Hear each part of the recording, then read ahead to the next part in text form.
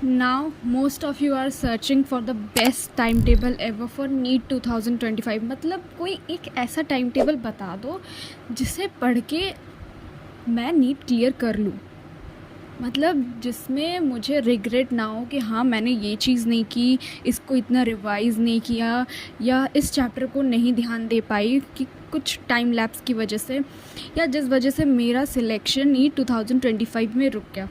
तो उसके लिए बेस्ट टाइम टेबल। देखो, कोई भी टाइम टेबल परफेक्ट नहीं होता, ये फर्स्ट पॉइंट, ठीक है। अगर कोई टाइम टेबल मुझे सूट करता है तो ज़रूरी नहीं है कि वो तुम्हें भी सूट करे। तो अगर तुम अपना टाइम टेबल बनाए हो, बहुत अच्छी बात है। फॉलो 2-3 दिन तक होता है, आई नो दैट, वो चीज़ मेरे साथ हो चुकी है, ठीक है। तो अगर तुम अपने टाइम टेबल पे स्ट्रिक्ट हो तो ये बहुत अच्छी बात है। टाइम टेबल अपने हिसाब से रहे तो वो बेटर होता है। लाइक मैंने भी नीट के दौरान अपनी टाइम टेबल बनाई। बेसिकली वो टाइम टेबल नहीं जो हम एक कागज़ पे लिखते हैं, 2-3 दिन तक फॉलो करते हैं कि हाँ इतने बजे उठना है, इतने बजे ये पढ़ना है, इतने बजे वो पढ़ना है। I am not talking about that time table. Basically I am talking about एक प्रॉपर स्केड्यूल जो सिर्फ आपके 1-2 दिन को कवर ना करे या सिर्फ एक डेली टारगेट को कवर ना करे, but up to your NEET 2025 वो आपके साथ रहे and you should follow that. देखो, जब हम अपने नीट प्रिपरेशन पे होते हैं ना, तो हम फ्रेशर होते हैं, हमें नहीं पता होता है कि हमें क्या पढ़ना है, कितना पढ़ना है। लेकिन 1-2 बार हम अगर ड्रॉप ले रहे हैं तो आप ड्रॉपर से जानोगे ना, तो वो एक बेटर व्यू में आपको बताएगा कि ये बुक पढ़ो, ये बुक पढ़ के कोई फ़ायदा नहीं है, सिर्फ ये बुक पढ़ो। एंड डेफिनेटली कहते हैं ना कि work smarter that will retain longer, okay. तो आप जितना स्मार्ट वे में काम करोगे उतना बेस्ट रहेगा। सो मैं अपने हिसाब से एज अ ड्रॉपर मैं बता रही हूँ, मैंने ड्रॉप लिया है एंड मेरे सेकेंड ड्रॉप में मुझे क्या चीज़ हेल्प करी जो कि now I am scoring 652। So first of all, let me introduce myself. Hi, I am Sanjana Das, currently a first year medical student and cleared NEET 2024 with the marks of 652 and got a state college in my state, basically Odisha.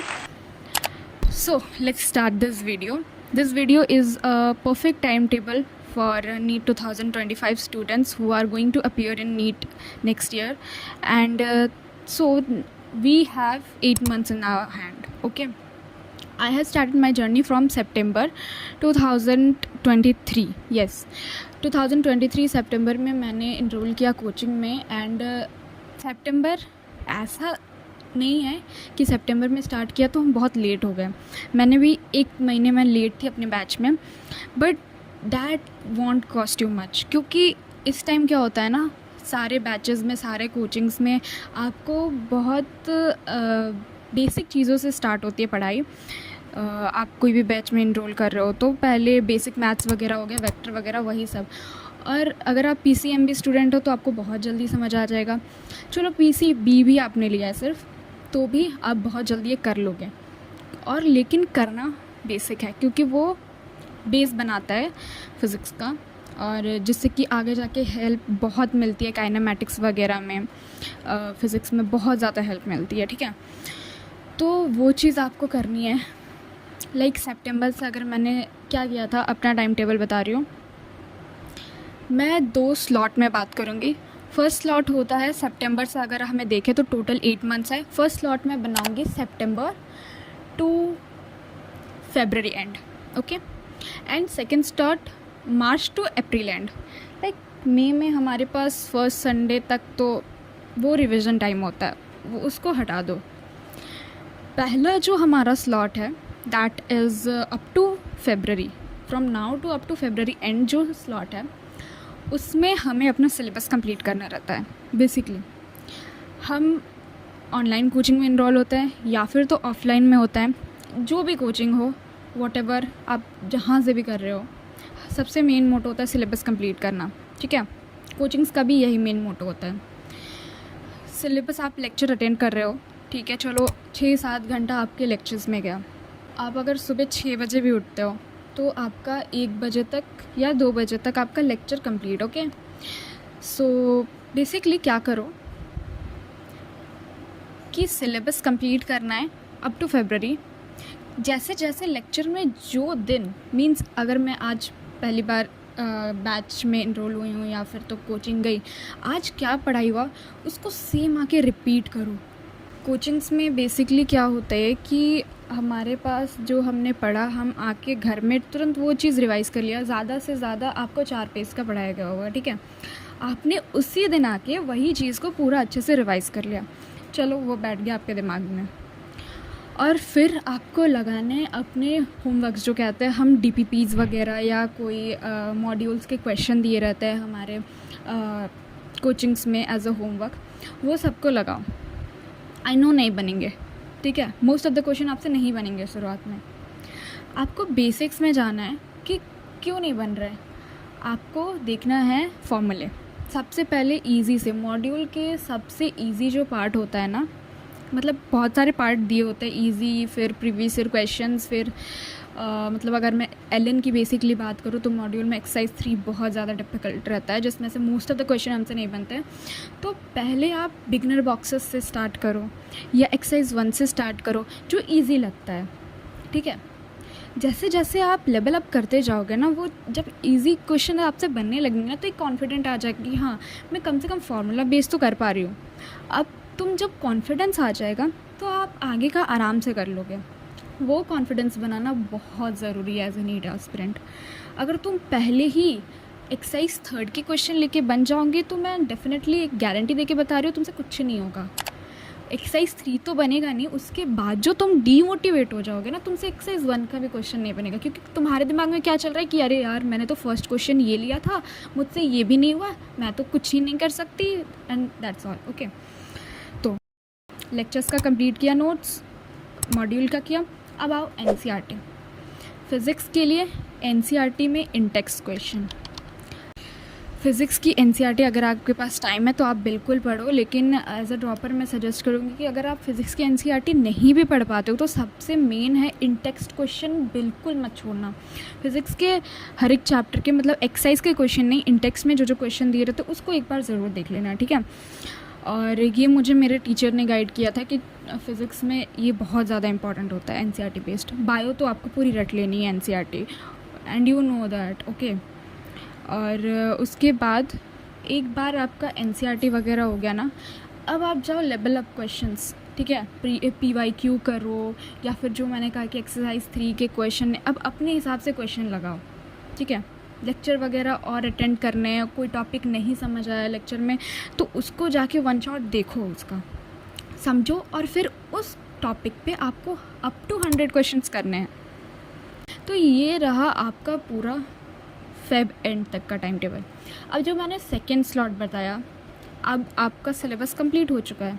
अब आपको क्या करना है, मार्च and April, first March से आपको mock test देना start करना है। मॉक टेस्ट बेसिकली आप ऑलवेज़ देते ही रहोगे, बीच बीच में कोचिंग्स के मॉक टेस्ट होता है। मैं उस मॉक टेस्ट की बात नहीं कर रही हूँ, मैं उस मॉक टेस्ट की बात कर रही हूँ जो आपको देना है आपके हिसाब से 3 घंटे का टाइम स्लॉट एडजस्ट करके। हमेशा हमारा डेली रूटीन क्या चलता है कि हम लेक्चर से वापस आए, लेक्चर का जो पढ़ाया हो वो हमने पढ़ा, उसके बेसिस पे हमने 100-200 क्वेश्चंस कर लिए एंड ऑल, ओके। एनसीईआरटी वगैरह पढ़ लिया, सब कुछ वगैरह, थ्योरी वगैरह, लेक्चर वगैरह, वन शॉट सब देख लिया, ये चलता आ रहा है। लेकिन अब आपको अपने रूटीन में ऐड करना है आपके पीवाईक्यू मॉक टेस्ट, ठीक है। पीवाईक्यू की एक बुक जो हर कोचिंग्स में आई थिंक मिलती होगी, तो 10 ईयर्स 34 ईयर्स का ले लो और आप स्टार्टिंग से शुरू करो। ये नहीं कि आप सबसे 2015 का पहले स्टार्ट कर लो। अभी जो न्यू आए, कम से कम फ़िलहाल पिछले 10 सालों के आप क्वेश्चन पेपर लगाओ, अगर आपके पास ज़्यादा टाइम नहीं है। पूरे मार्च 1 से लेके आपको अप टू 31 मार्च आपको रोज़ करना है, एक पीवाईक्यू देना है, चाहे कुछ हो जाए। मतलब भले ही आप लेक्चर का पढ़ पाओ या ना पढ़ पाओ, आपके पास टाइम हो किसी और चीज़ के लिए कि ना हो, लेकिन वो 3 घंटे 20 मिनट निकालो अपने टाइम से, आई विल से। और फिर मैं बताऊं, अगर आप हर एक मॉक टेस्ट अटैम्प्ट किए होगे ना, फिर आपको बिल्कुल नीट की टेंशन लेने की ज़रूरत नहीं है। नीट के दिन भी वो एक लगेगा कि हाँ कोचिंग का ही मॉक टेस्ट देने जा रहे हैं and it will be all sort of. अब आप अप्रैल में दोबारा से वही 10 साल के क्वेश्चन पेपर लगाओ, मतलब 2 टाइम आपको लगाना है। आप 3 टाइम भी लगा सकते हो, मैंने लगाए थे 2 टाइम, तो वो बेसिक है। 2 टाइम इज़ मिनिमम, एक बार से कुछ नहीं होगा, ठीक है। दोबारा लगाओ। और कैसे करना है मैं बताती हूँ। आप अपने स्टेशनरी शॉप पे जाओ, 10 OMR ख़रीद के ले आओ। लाइक ये पर्सनली मुझे मेरे टीचर ने सजेस्ट किया था and helps me a lot. Okay, क्या होता है कि हम जब OMR में भरते हैं ना, हम डायरेक्ट मॉक टेस्ट पे हमारे कोचिंग में मॉक टेस्ट देने जाते हैं, हम OMR में भर देते हैं गलत, ठीक है। कुछ भी हो, OMR में भरो, OMR ख़रीद के लाओ 3 घंटा, और वो 3 घंटा कोई ऐसा वैसा टाइमिंग नहीं होना चाहिए। इट शुड बी, मार्च से आपने स्टार्ट किया, 1 मार्च सब कुछ छोड़ो, सीधा 1:59 पे टाइमर सेट करो, क्वेश्चन पेपर लेके बैठ जाओ, OMR लेके बैठ जाओ। 3 घंटे 20 मिनट में आपको पेपर करना है एनी हाउ, ठीक है, OMR के साथ साथ, और उस बीच में आपको उठना तक नहीं है। ये होना चाहिए, ये होता है एक परफेक्ट मॉक टेस्ट देने का तरीका। ये अपना मॉक टेस्ट देना है, आप अपने लिए कर रहे हो। कोचिंग के मॉक टेस्ट सबके लिए होते हैं, ठीक है, ये आप खुद को इम्प्रूव करने के लिए कर रहे हो। अब आप देखोगे कहाँ गलती हो रही है, एनालाइज़ करो उसको, और जब एनालाइज़ करोगे ना, फिर मैं बता रही हूँ आपके कोचिंग्स के मॉक टेस्ट में आपके नंबर्स खुद ब खुद इम्प्रूव होंगे। I have seen my friend जिसने छोटी मोटी गलती की वजह से अपने OMR में रोल नंबर गलत भरने की वजह से उसका पूरा 1 साल वेस्ट हो गया, ठीक है। वो गलती नहीं होनी चाहिए। अपना नेम भरो, अपना रोल नंबर भरो, जैसे बच्चे जैसा दिमाग लेके तुम्हें नीट देना होगा। लाइक एक एक क्वेश्चन, हाँ क्वेश्चन नंबर A का C, फिर OMR में भरते से हाँ क्वेश्चन नंबर 1 का C, लाइक ऐसे भरना होता है OMR। And I literally followed that, जिस वजह से मेरा कभी भी कोई भी मॉक टेस्ट में मेरे कोचिंग्स के कभी भी एक भी गलत नहीं हुआ है, ठीक है। ये मैं पर्सनली सजेस्ट करूँगी। दूसरी बात, ये टाइम स्लॉट होने के बाद like what you have to do. अब मैं बताती हूँ तुम्हें कि कैसे टेस्ट अटेम्प्ट करने हैं। मोस्ट ऑफ द पीपल क्या करता है, पहले बायो करता है, केमिस्ट्री, देन फिज़िक्स। मेरा ये अटेम्प्ट था कि मैं फ़िज़िक्स करूँगी, केमिस्ट्री करूँगी, बायो करूँगी। बायो क्या होता है ना, हमारे अंदर कॉन्फिडेंस लाता है, ठीक है।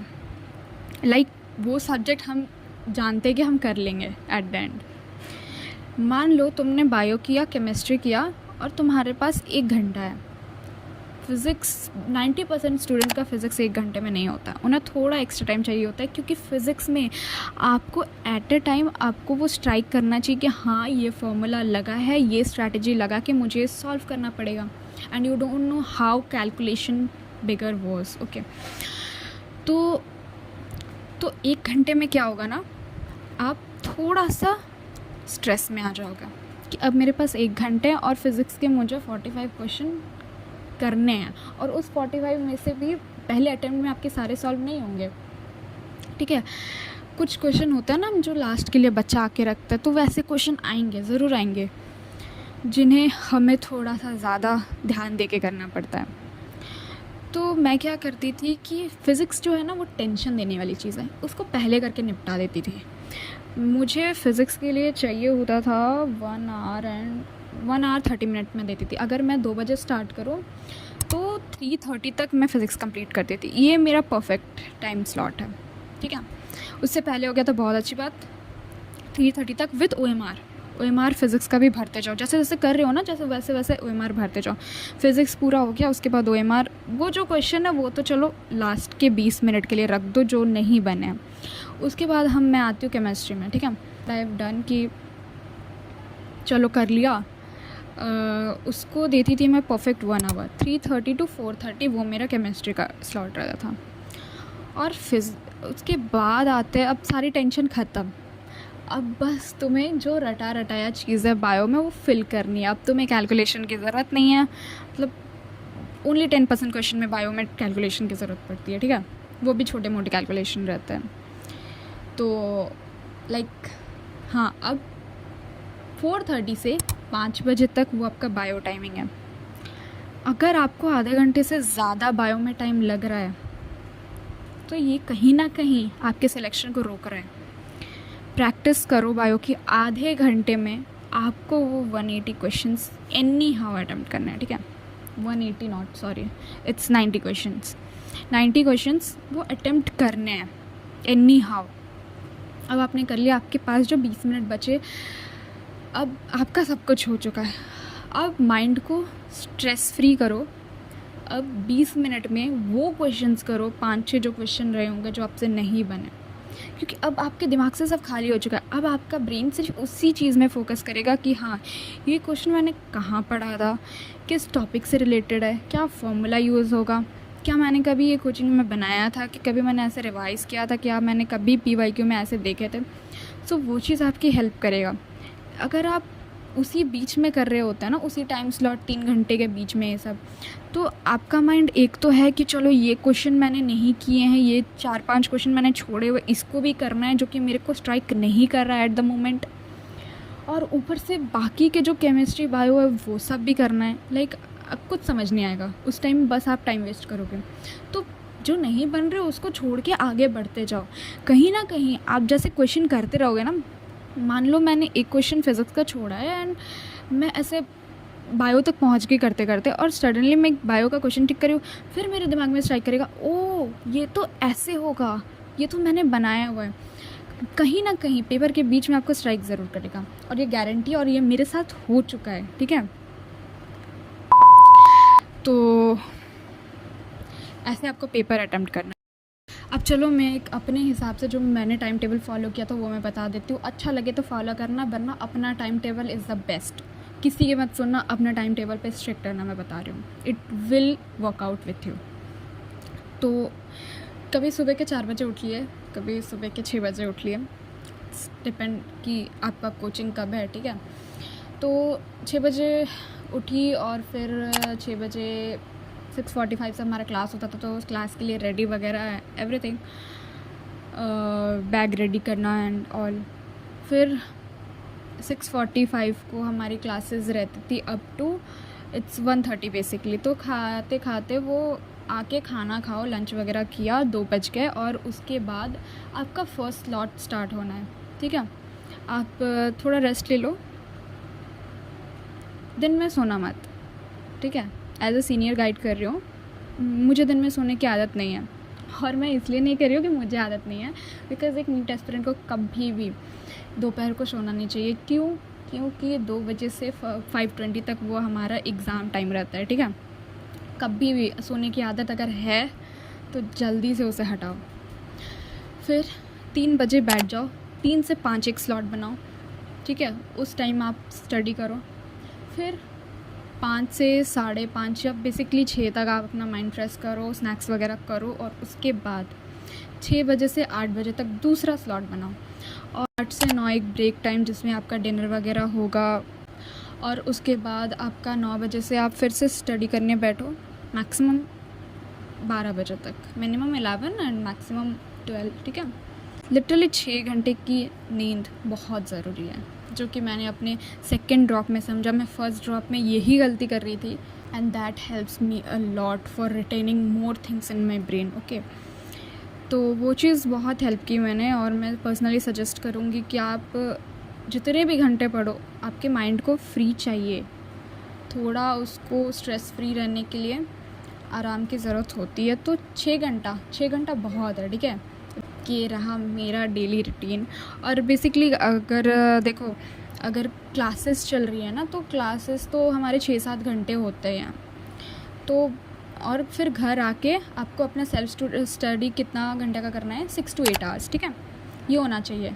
क्लासेस को साइड में रख के अलग से आपको सेल्फ स्टडी के लिए 6 से 8 घंटे चाहिए होंगे।